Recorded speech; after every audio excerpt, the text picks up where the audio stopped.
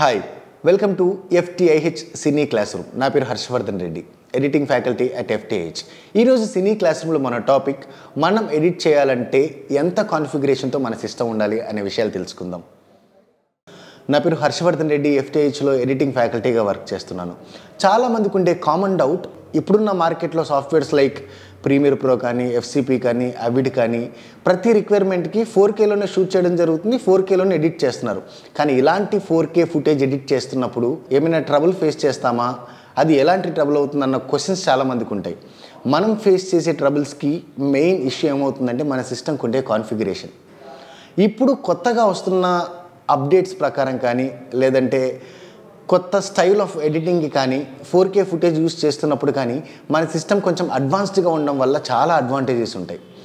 Like ఎలా అంటే HEVC అనే ఒక కోడెక్ ఉంది. అది పాత వర్షన్స్లో కానీ లేదంటే కొత్త వర్షన్స్లో కానీ ఇంపోర్ట్ అవ్వడానికి కొంచెం టైం తీసుకుంటుంది. అట్ ద సేమ్ టైం కొన్నిసార్లు సిస్టంలో ప్లే అవ్వట్లేదు, ప్రీమియర్ ప్రో లాంటి సాఫ్ట్వేర్లోకి ఇంపోర్ట్ చేసిన తర్వాత ప్లే అవ్వడం జరుగుతుంది. సో వీటన్నిటికీ కారణం ఏంటంటే మనం అడ్వాన్స్డ్ స్టేజ్లో మన మదర్ బోర్డు కానీ లేదంటే మన ర్యామ్ కానీ ఇవి ఎక్కువగా ఉండాల్సిన అవసరం ఉంటుంది. ఫర్ ఎగ్జాంపుల్, చాలామందికి ఉండే కామన్ డౌట్ ఏంటి అంటే ల్యాప్టాప్ తీసుకోవాలా, సిస్టమ్ తీసుకోవాలా, ఏది బెటర్ అవుతుంది ఎడిటింగ్కి?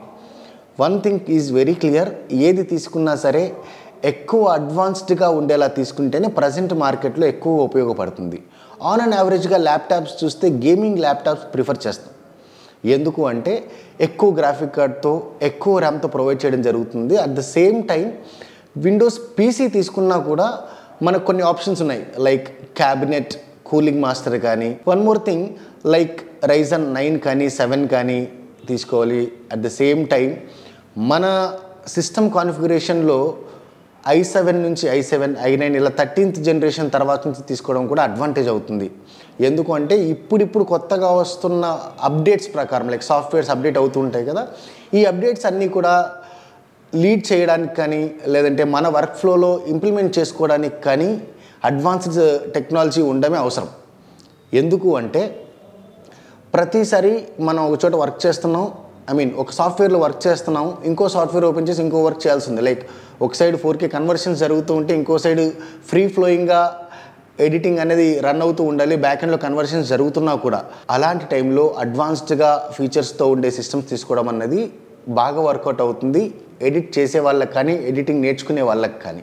ఎడిటింగ్కి ల్యాప్టాప్ యూస్ చేయాలి అంటే, లైక్ ఎడిటింగ్ నేర్చుకునే వాళ్ళు కానివ్వండి, లేదంటే ఫ్రీలాన్స్ వర్క్స్ చేస్తున్న వాళ్ళు కానీ, వాళ్ళ సిస్టమ్ కాన్ఫిగరేషన్స్ ఎలా ఉండాలి అంటే రఫ్గా, లైక్ ఫర్ ఎగ్జాంపుల్ కొన్ని ల్యాప్టాప్ మోడల్స్ చెప్తాను.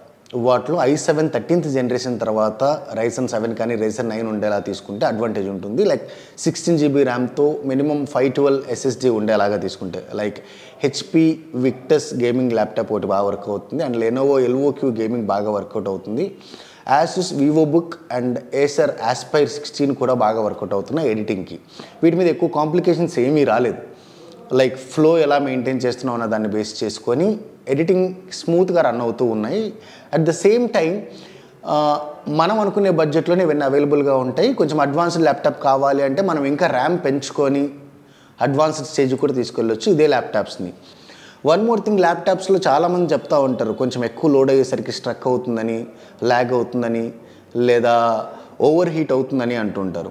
వీటన్నిటికీ మెయిన్ రీజన్ ఏంటంటే ఒకేసారి మల్టిపుల్ అప్లికేషన్స్ ఓపెన్ చేసి ఉంచడం. అలా కాకుండా మనం ఏ అప్లికేషన్స్లో అయితే వర్క్ చేస్తున్నామో అవి మాత్రమే హైలైట్గా ఉంచుకొని బ్యాక్ ఎండ్లో ఏవి రన్ అవ్వకుండా చూసుకుంటే ఈ ప్రాబ్లం నుంచి కొంచెం తగ్గుతుంది. ఆన్ అండ్ యావరేజ్గా గేమింగ్ ల్యాప్టాప్స్ 59,000 లేదా 50,000 నుంచి మొదలై 1,25,000 వరకు ఉన్నాయి. అదే మనం విండోస్లో PC తీసుకోవాలనుకుంటే అలాంటి కాన్ఫిగరేషన్కే మనకు 60,000 పెట్టుకుంటే అడ్వాన్స్డ్ సిస్టమ్ అనేది రావడం జరుగుతుంది. ఒకవేళ మీరు కనుక FCP లాంటి సాఫ్ట్వేర్ వాడాలంటే మీరు మ్యాక్ సిస్టమ్ యూస్ చేయాల్సిందే, మ్యాక్ OS రన్ అవుతూ ఉండాలి. ఇప్పుడు వస్తున్న OS వర్షన్ ప్రకారం FCPలో కొత్తగా మ్యాక్ నుంచి వస్తున్న లేటెస్ట్ టెక్నాలజీ ఏంటంటే M4 చిప్తో వస్తుంది.